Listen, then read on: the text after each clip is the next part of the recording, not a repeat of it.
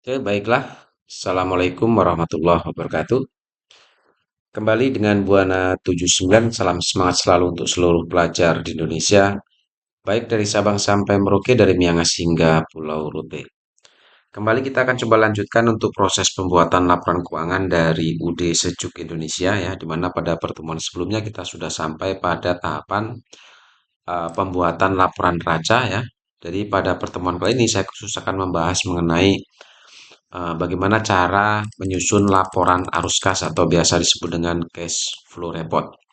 Kita tahu bahwa laporan arus kas ini digunakan untuk mengetahui keluar masuknya kas perusahaan, baik itu kas di bank maupun kas kecil atau cash in bank dan petty cash. Sehingga yang bisa mempengaruhi keluar masuknya kas itu biasanya adalah yang pertama terkait dengan aktivitas operasional. Kemudian yang kedua yang mempengaruhi keluar masuknya kas itu terjadi karena adanya aktivitas investasi, dan yang terakhir keluar masuknya kas itu dipengaruhi karena adanya aktivitas pendanaan. Jadi ketiga aktivitas ini yang mempengaruhi kemungkinan adanya penerimaan atau pengeluaran kas. Oke, langsung saja untuk mempersingkat waktu kita akan coba telusuri keluar masuknya kas itu dari mana dan untuk kemana saja larinya.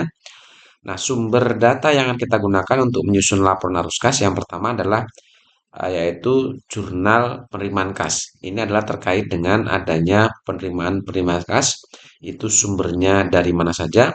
Kemudian sumber jurnal yang kedua untuk menelusuri keluar masuknya kas adalah jurnal pengeluaran kas atau cash payment journal. Ini terkait keluarnya kas kemana dan untuk apa. Dan yang terakhir yaitu jurnal Petikes atau jurnal kas kecil. Ini adalah khusus untuk penelusuran keluarnya kas kecil ya, seperti itu. Jadi tiga sumber jurnal inilah yang akan kita gunakan untuk menyusun laporan arus kas, yaitu cash receipt journal, itu terkait penerimaan kas. Lalu cash payment journal, itu terkait pengeluaran kas. Dan yang terakhir adalah petty cash atau kas kecil yang terkait dengan pengeluaran kas kecil. Oke, langsung saja kita akan coba telusuri eh, keluar masuknya kas yang ada di UD Sejuk Indonesia ini karena adanya aktivitas apa saja. Kita mulai dari Cash Reset Journal. Oke, kita lihat di sini bahwa di Cash Reset Journal atau jurnal penerimaan kas ada penerimaan kas ya, yaitu dari adanya penjualan tunai. Karena kita melakukan penelusuran keluar masuknya kas, maka kita fokus pada akun cash in bank dan petty cash ya nanti ya. Oke, yang pertama, adanya penjualan tunai tentunya ini adalah penerimaan kas yang disebabkan karena adanya aktivitas operasional.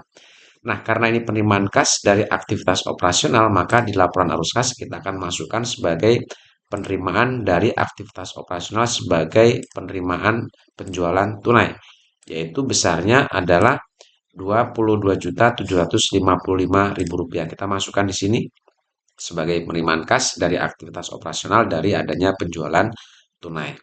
Lalu kemudian yang kedua, ada lagi penerimaan kas.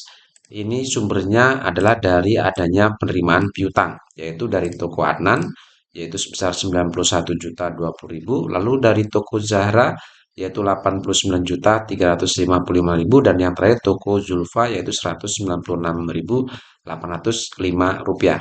Ini adalah penerimaan kas dari pelunasan piutang yang disebabkan dari adanya aktivitas operasional. Maka ketiga penerimaan kas ini yaitu di toko Adnan, Zahra, dan Zulfa akan kita masukkan di laporan arus kas sebagai penerimaan kas dari aktivitas operasional, yaitu dari adanya penerimaan piutang. Silakan kalian jumlahkan ini semua ya penerimaan kasnya. Setelah saya jumlahkan, maka total penerimaan kas dari adanya penerimaan piutang itu sebesar Rp377.180, seperti itu. 80.000 rupiah. Oke, jadi sumber penerimaan kas dari aktivitas operasional itu terdiri dari penerimaan adanya penjualan tunai dan penerimaan dari penerimaan piutang. Oke, lalu kita masuk ke cash payment journal. Oke, di cash payment journal kita fokus di akun cash in bank, berarti di sini ya. Di cash payment journal atau jurnal pengeluaran kas, di sini yang pertama kita ada pengeluaran kas yaitu terkait untuk membayar utang dagang.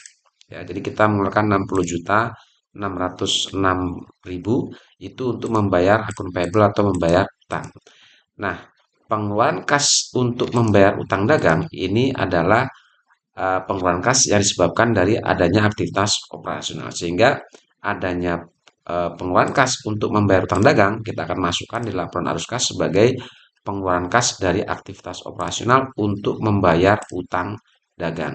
Oke, tadi nilainya adalah 60.606.000. Kita masukkan jumlahnya di sini dengan menggunakan tanda min ya, karena ini pengeluaran jadi dia akan mengurangi pendapatan nanti.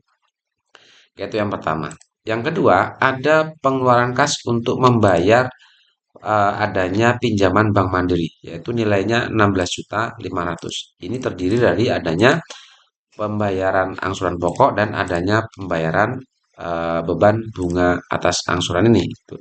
Jadi adanya pembayaran pinjaman bank ini akan kita masukkan sebagai pengeluaran kas dari aktivitas pendanaan. Jadi yang berhubungan dengan bank maka akan masuk sebagai aktivitas pendanaan seperti itu ya. Jadi kita akan masukkan di sini sebagai pengeluaran kas yaitu untuk membayar angsuran Bank Mandiri.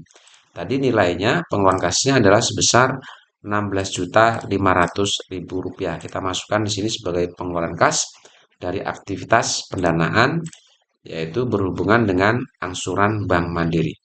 Oke, lalu pengeluaran selanjutnya adalah yang ketiga, ini untuk pembayaran gaji karyawan, yaitu kita mengeluarkan kas sebesar 9.900.000. Adanya pembayaran gaji karyawan ini masuk dalam kategori pengeluaran kas dari aktivitas operasional, sehingga pembayaran gaji karyawan ini akan kita masukkan sebagai pengeluaran kas dari aktivitas operasional, yaitu untuk membayar biaya gaji karyawan. Oke, tadi nilainya besarnya adalah 9.900.000 kita masukkan di sini. Lalu kemudian yang ketiga, yang keempat, sorry, ini kita mengeluarkan kas untuk membayar servis AC. Artinya untuk perawatan AC kita mengeluarkan kas yaitu 1.470.000. Adanya pengeluaran kas untuk pembayaran servis AC atau perawatan AC ini pun akan kita kategorikan sebagai pengeluaran kas dari aktivitas operasional. Sehingga di laporan arus kas kita akan masukkan sebagai biaya perawatan AC masuk dalam aktivitas operasional. Tadi besarnya adalah 1.470.000 kita masukkan ke sini. Kemudian yang terakhir adalah pengeluaran kas untuk mengisi dana kas kecil. Perhatikan, untuk pengisian kembali dana kas kecil, ini tidak dianggap sebagai pengeluaran kas. Karena apa? Karena kita mengeluarkan kas itu untuk mengisi kas kita kembali, sehingga tidak dianggap sebagai pengeluaran kas. Maka disimpulkan, untuk poin pengisian kembali kas kecil, ini tidak dianggap sebagai pengeluaran kas. Seperti itu ya. Lalu kemudian setelah itu baru kita masuk ke petty cash. Nah, atau pengeluaran kas kecil. Di sini kita lihat bahwa petty cash itu ada dua aktivitas, yaitu pembayaran rekening listrik, telepon, dan air, dan pembelian perlengkapan. Kedua aktivitas ini untuk pembayaran rekening listrik dan pembelian perlengkapan ini pun masuk dalam kategori aktivitas operasional, sehingga pengeluaran kas ini atau pengeluaran kas petty cash ini atau pengeluaran petty cash untuk membayar rekening listrik, air, telepon ini dan pembelian perlengkapan kita akan masukkan di laporan arus kas sebagai pengeluaran kas dari aktivitas operasional. Oke, masing-masing tadi kita mengeluarkan petty cash yaitu 900 dan 700. Kita masukkan ke sini sebagai pengeluaran kas dari aktivitas operasional. Oke, setelah itu tidak ada lagi ya. Jadi pengeluaran kas petty cash sudah kita masukkan, kemudian pengeluaran kas untuk membayar utang dagang, membayar angsuran bank dan seterusnya sudah kita masukkan ke laporan arus kas. Dan yang terakhir penerimaan kas dari penjualan tunai dan penerimaan dari piutang itu pun kita sudah masukkan ke dalam laporan arus kas. Nah, jadi ini kira-kira hasilnya sehingga bisa kita simpulkan bahwa adanya aktivitas operasional itu ada penerimaan kas dari penjualan tunai dan penerimaan kas. Lalu pengeluaran kas dari aktivitas operasional itu ada untuk membayar utang dagang, biaya gaji karyawan, sampai dengan pembelian perlengkapan. Sedangkan aktivitas investasi ini tidak ada aktivitas penerimaan maupun aktivitas pengeluaran. Lalu kemudian aktivitas pendanaan, untuk aktivitas penerimaan kasnya tidak ada, untuk pengeluaran kasnya dari aktivitas pendanaan itu hanya ada satu kali, yaitu untuk membayar angsuran Bank Mandiri. Nah, setelah semuanya kita masukkan, keluar masuknya kas, sekarang kita jumlahkan. Jadi penerimaan-penerimaan kas ini dikurangi dengan pengeluaran ini, maka hasilnya setelah kita jumlahkan total diterima yaitu total kas yaitu 326.359.000. Inilah total arus kas dari aktivitas operasional. Sedangkan total arus kas dari aktivitas investasi kosong karena tidak ada aktivitas di sini.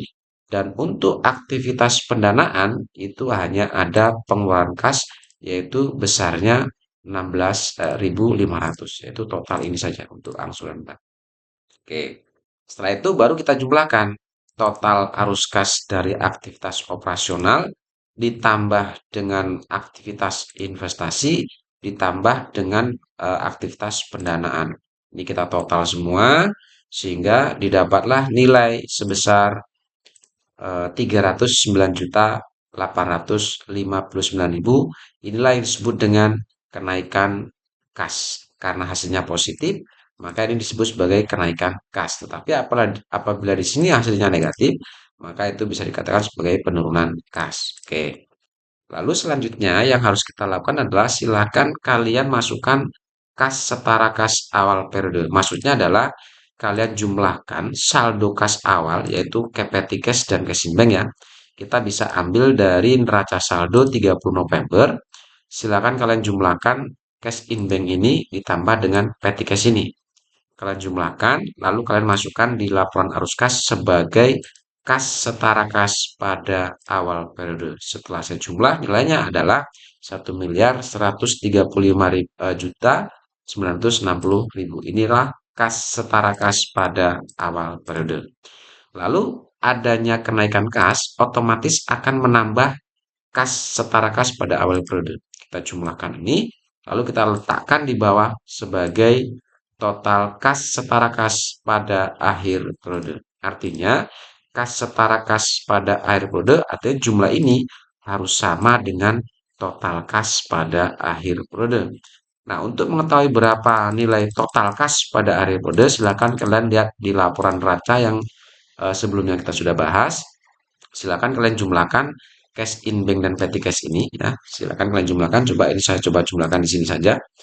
Ini cash in bank ini ditambah dengan petty cash, di sini dapat nilai 1.445.819.000. Ternyata nilai total kas ini pada akhir periode terkonfirmasi sama dengan hasil akhir pada laporan arus kas yaitu kas setara kas pada akhir periode. Nah, jika kas setara kas pada akhir periode sudah sama dengan nilai kas yang ada di laporan neraca, itu artinya laporan arus kas yang kita buat sudah benar.